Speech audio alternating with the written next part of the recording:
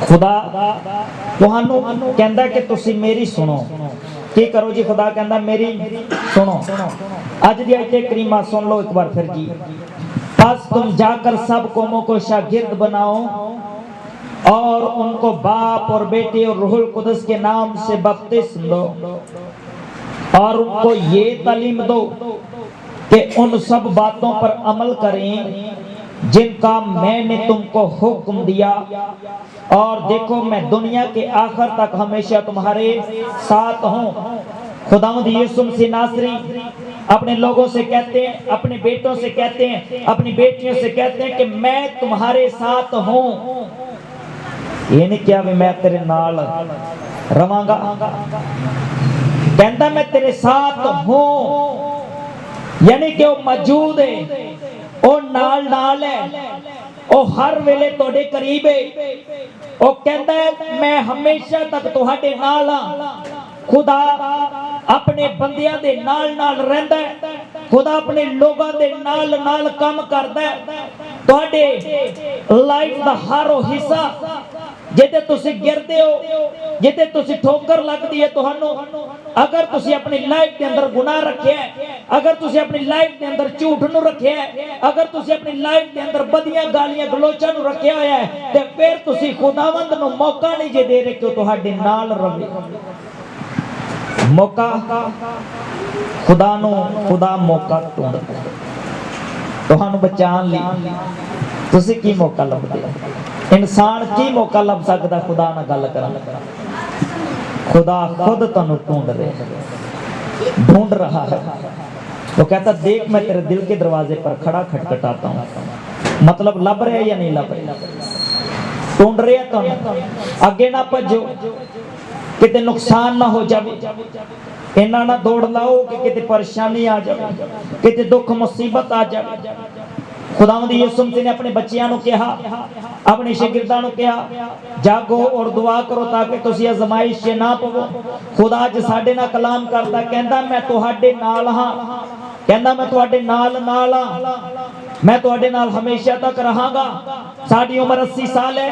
खुदा बचपन तो लेके सानू 80 साल तक संभालेगा अगर असी खुदावंद च हां।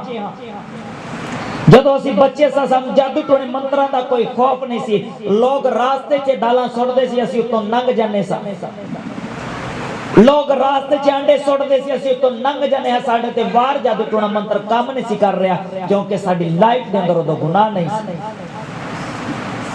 अज असी कमजोर हां, असी वड्डे हां, लेकिन साडे जदों पैर जादू टोने ते पैंदा ते साडी तबीयत डाउन हो जाती। वजह की है? साडे बदन के अंदर कोई कमजोरी आई है। ये तुहाडी लाइफ या तुहाडी जिंदगी दा एज फैक्टर नहीं है, बल्कि तुहाडा स्पिरिचुअल तौर ते कनैक्शन कटिया होया।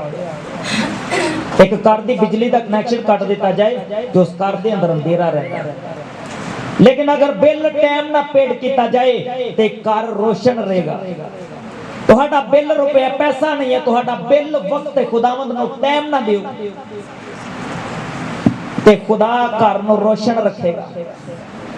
अंधेरे वाले घर दे अंदर कुत्ते भी वड़ आउंदे ने, पता ही नहीं लगता कदों कुत्ता वड़ आया अंदर। ते चानण वाले घर जो कुत्ता वड़न लगदा ना ते गोगले कहंदे ने भी जाना बाहर कि तेरा फिर करिए इलाज। ते कुत्ता फिर अगों बंदा वेख के पिछाण मुड़ जांदा। ते जदों तुहाडे बदन दे अंदर अंधेरा होएगा ते फिर शरीर हमला करने की कोशिश करेगा, चुप करके दाखिल होने की कोशिश करेगा। लेकिन अगर बिल पेड़ है, अगर तुसी अपना टाइम दे नाल खुदा दे हजूर चुक रहे हो ते बदन रोशन रहेगा। गल समझ लग रही? अज प्रैक्टिकल थोड़ा जिहा कलाम इलैक्ट्रिसिटी वापटा, क्योंकि यूनिट बधा रहे हैं, मैं कभी उन्होंने थोड़ा जिहा प्रमोट किया। हालेलुया। लिखे जी, देखो मैं दुनिया के आखिर तक हमेशा तुम्हारे साथ हूं। दानियल जो था, दानियल खुदावंद का खादम, खुदावंद का बेटा, मर्दे खुदा, दानियल के पास जो रो था वो वहां पर रहने वाले जादूगरों के पास नहीं था। नबूकदनेस्सर बादशाह जो अपने दौरे हुकूमत का सबसे बड़ा बादशाह रहा है, नबूकदनेस्सर बादशाह का जो कद था, यानी कि जो उसकी हाइट थी, उसका फेम जो था, उसकी मशहूरी जो थी, उसका रोब जो था, उसका दबदबा जो था, वो मशरिक से मगरिब और शुमाल से जनूब था।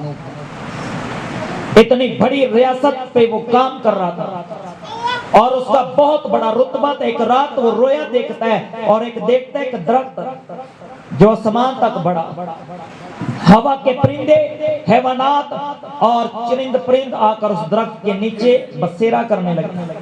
लेकिन एक कदूसी आसमान पर से उतरा और उसने कहा इस दरख्त को काटो, इस दरख्त को काट दो। और हवा के परिंदों को कहा कि यहां से चले जाओ। दरख्त के नीचे जो पनाह पजीर थे दरिंदे, उनसे कहा कि तुम यहां से चले जाओ। और उस कदूसी ने क्या कहा, लोहे और तांबे के साथ इसकी जड़ को बांध दो।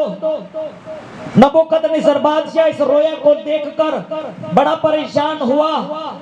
उसने आलमों को बुलाया, फाजिलों को बुलाया, जादूगरों को बुलाया, हकीमों को बुलाया और कहा कि इस ख्वाब की, इस रोया की तबीर करो। लेकिन उस मुल्क में उसके पास कोई ऐसा आदमी ना था जो उस बात का मतलब बता सके। नबूकदनेस्सर बादशाह बड़ा परेशान होने लगा। लेकिन वहां पर एक आदमी असीर करके लाया गया था जिसका नाम दानियल है, जिसका नाम दानियल सी। असीर करके बाबुल से लेके आया गया। और की होया जी, दानियल नबूकदनेस्सर बादशाह के सामने हाजिर किया गया। नबूकदनेस्सर बादशाह को बताया गया कि दानियल ही तेरी सल्तनत में एक ऐसा आदमी है जिसके अंदर आल्हाओं की रूह है, उसके अंदर कदूस रूह है, उसके अंदर हल्ले मुश्किलात की रूह है और वही तेरे ख्वाब की तबीर कर सकता है। और कोई तेरी सल्तनत में ऐसा शख्स नहीं है जो तेरी ख्वाब की तबीर करे। दानियल को बादशाह के सामने पेश किया गया और बादशाह कहता है, दानियल मैंने ये ख्वाब देखा है, एक बड़ा दरख्त है, उसके ऊपर चरिंद परिंद हैवानात और बहुत से लोग पनाह लेते हैं, लेकिन वो दरख्त काट दिया जाता है और कदूसी आसमान पर से उतरता है। आपको बताना चाहता हूँ, और खुदा का हुक्म उसके लिए ये था क्योंकि उसमें घमंड समा गया था। नबूकदनेस्सर बादशाह अपने आप को बहुत बड़ी चीज, कोई आला उत्तम चीज समझने लगा और उसके अंदर घमंड, रोब, दबदबा और बहुत ज्यादा आ गया और वो अपने आप पर फख्र करने लगा। उसे खुदा पर फख्र करना चाहिए था, लेकिन वो अपने आप पर फख्र करने लगा। उसे खुदा पर निगाहें लगानी चाहिए थी, लेकिन वो शीशे के सामने खड़े होकर अपने आप को देखता रहता। और खुदावंद ने उस रात उससे कलाम किया और दानियल ने आकर उसे बताया